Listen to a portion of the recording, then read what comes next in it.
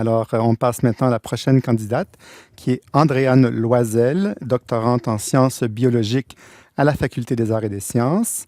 Le titre de sa présentation est Les milieux humides des écosystèmes serviables.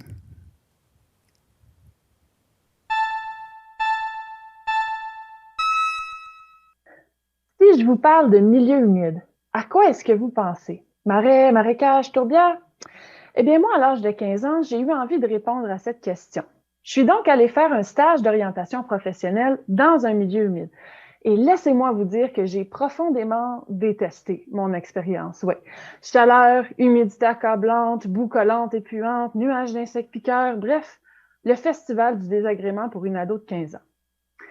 Mais si je vous disais qu'aujourd'hui, je suis devenue la fan numéro 1 des milieux humides, tellement fan que j'ai décidé de faire une thèse de doctorat sur les services écologiques des milieux humides. Là, vous allez me dire comment est-ce que des trous d'eau puante peuvent rendre de quelconques bénéfices à l'humanité? Mais la vérité, c'est qu'il n'y a pas plus serviable que les trous d'eau puante. Ouais, les milieux humides nous protègent contre les inondations, améliorent la qualité de l'eau, stockent le carbone, sont des réservoirs de biodiversité, des lieux d'éducation, de récréation et j'en passe. Mais le plus beau des services écologiques, c'est que c'est gratuit. Mais attention, il faut comprendre une chose. Tous les milieux humides ne rendent pas tous les services, non. Voyez ça un peu comme un hôpital. Chaque membre du personnel a sa spécialité. Tout comme le docteur aux dialyses est expert en filtration du sang, bien, les marais, eux, sont experts en filtration de l'eau. Et tout comme l'archiviste médical est experte en stockage de l'information, les tourbières, elles, sont expertes en stockage du carbone. Et c'est précisément à ces différences que je me suis intéressée dans le cadre de ma thèse. Donc, j'ai utilisé des données de biodiversité et des données environnementales pour quantifier l'apport en services écologiques de 3 types de milieux humides. Les tourbières, les marécages dominés par les arbustes et les marécages dominés par les arbres.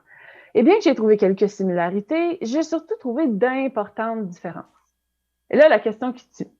À quoi est-ce que ça te sert de savoir ça? Eh bien, ça me sert à mieux conserver les milieux humides qu'il nous reste. Et je dis qu'il nous reste parce que depuis le début du 18e siècle, c'est 87% de la superficie mondiale des milieux humides qui a été détruite. Imaginez un hôpital qui fonctionnerait à 13% de sa capacité. Maintenant, imaginez qu'une pandémie frappe cet hôpital. Eh bien, pour les milieux humides, cette pandémie, ce sont les changements climatiques. Selon les résultats de ma thèse, il y a certains types de milieux humides qui vont être plus vulnérables aux changements climatiques que d'autres. Concrètement, ça veut dire quoi? Bien, ça veut dire qu'on risque davantage de perdre des services écologiques que seuls ces milieux vulnérables nous rendent.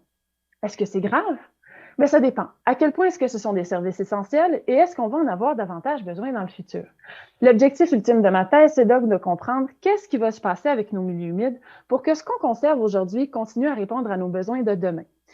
Et j'espère que je vous aurai convaincu que si protéger notre système de santé, c'est important pour le bien-être de nos populations humaines, eh bien, protéger nos trous d'eau puantes, ça l'est tout autant. Je vous remercie.